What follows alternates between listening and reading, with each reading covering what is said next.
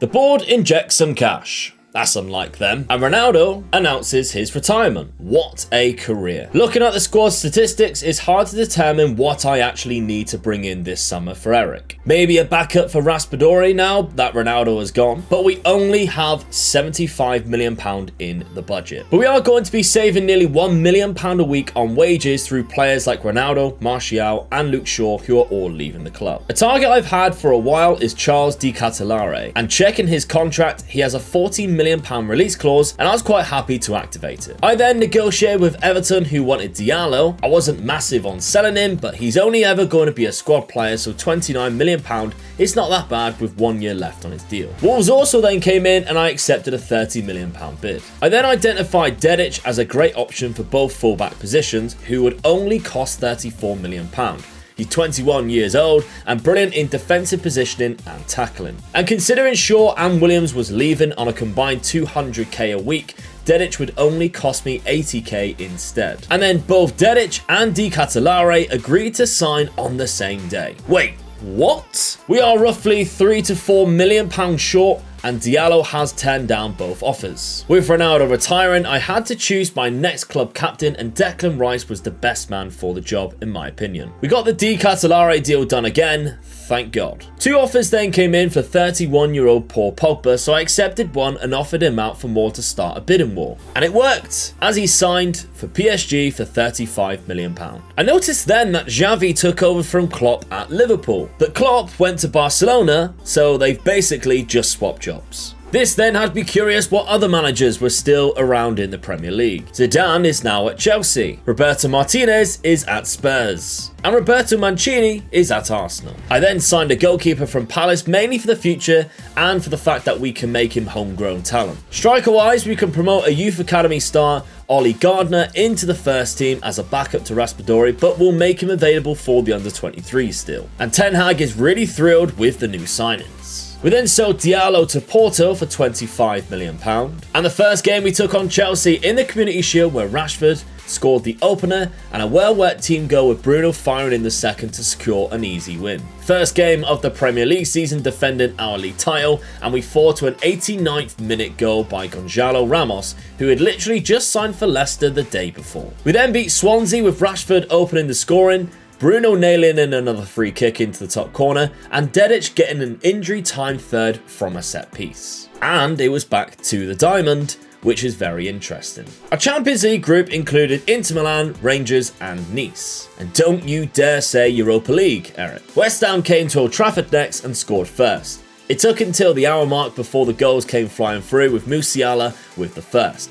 Varane then got the second, and Musiala scored the third, all within 15 minutes of our first goal. However, Musiala did miss a penalty for his hat-trick, and this was yet again with the narrow diamond formation. I then accepted an offer for £33 million bid for Malacia, but don't worry, I do have a plan, but only 13 hours to implement it left in the deadline day. And this is my plan. He will cost £108 million, and we only have £110 million left.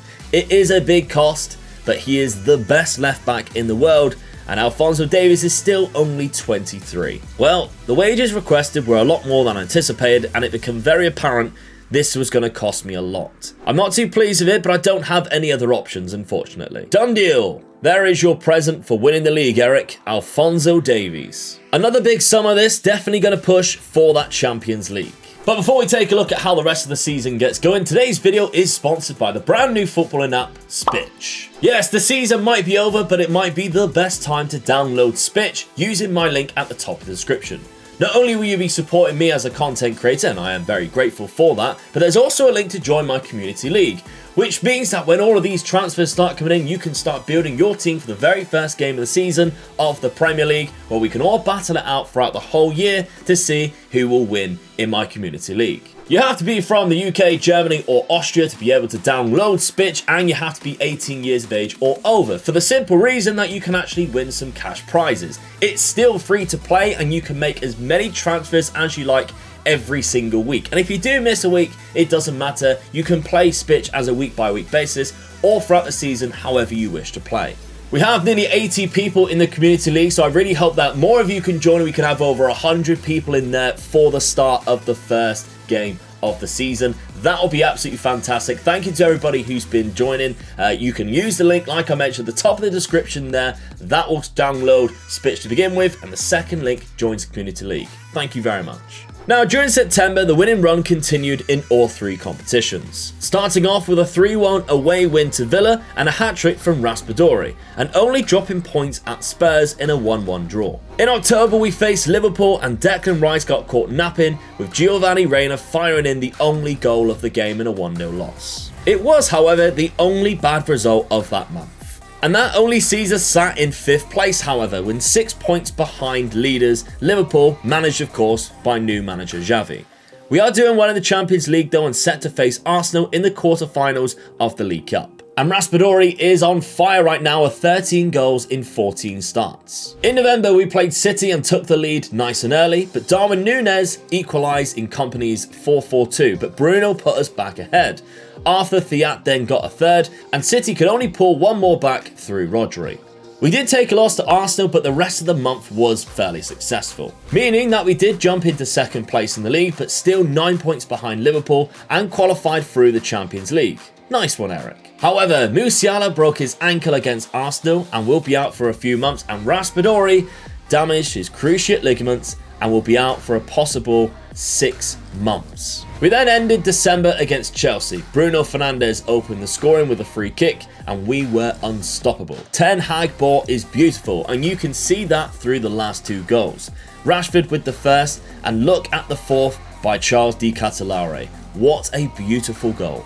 Overall, it was a great month. We didn't concede in the league in 5 games, and the only downside was an exit from the cup at the hands of Arsenal. Still sat in 2nd though, 7 points behind now, and we topped our Champions League group, and we've been drawn against Sporting in the 1st round knockouts. Big Dave De Gea won the Golden Glove, and Jamal Musiala won the world's best under-21 player. No transfer news at all during January, but it's been somewhat successful on the pitch, but a home tie versus Liverpool and an away tie to Chelsea looms over us next. And boy did we turn up against Liverpool. Rice with the header, Sancho at the back post, and yet again Ten Hag ball splitting the defence open for de Ketelaere to make it 3-0. Suck it, Xavi. However, we head to London, and after Thiat got himself sent off, we lost the game 2-1 with young Ollie Gardner from our youth scoring our late goal. This was the wage bill in the very first season in January. And this is the wage bill this season. We have done so well to bring success to the club and keep the same wage structure,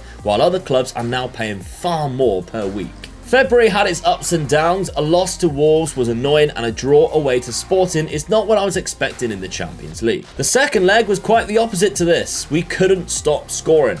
Rashford being the main culprit, he bagged 4 goals on this night to send us through to the next round. And the rest of the match went quite well too, dropping only 2 points to Everton and even beating Arsenal 3-2 in the FA Cup, where Chelsea awaits us in the semis. The league is almost out of reach for us now, so our focus shifts to the Champions League against Inter Milan and of course in the semi-final of the FA Cup. Although we are still second, dropping 5 more points means we can kind of kiss the league goodbye now. After a 1-1 draw in Italy, we put Inter to the sword and defeated them 2-0 to progress through to the semi-finals of the Champions League. We did, however, flop in the FA Cup, and it's very apparent that we will miss the still injured Raspadori. From one Milan team to the other, we have 2 Bruno Fernandes free kicks to thank to give us the advantage as we travel back to Italy. Both goalkeepers performed and the game ended 0-0, meaning we head through to the final where we face Real Madrid.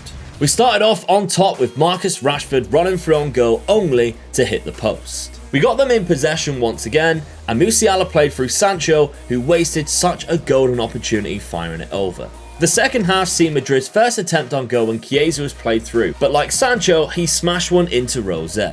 But this helped Madrid grow into the game, and they took the lead with a defense-splitting pass for Vinicius Jr. to open the scoring. But our high press forced Madrid to be careless in possession, not once, but twice, resorting to kicking the ball long for us to easily win. Once on the ball, we then carefully planned an attack, starting from our goalkeeper, and ended up with Marcus Rashford latching onto the ball to fire home the equaliser with 20 minutes left. Unfortunately, we were also careless on the ball down the right hand side with Lamptey.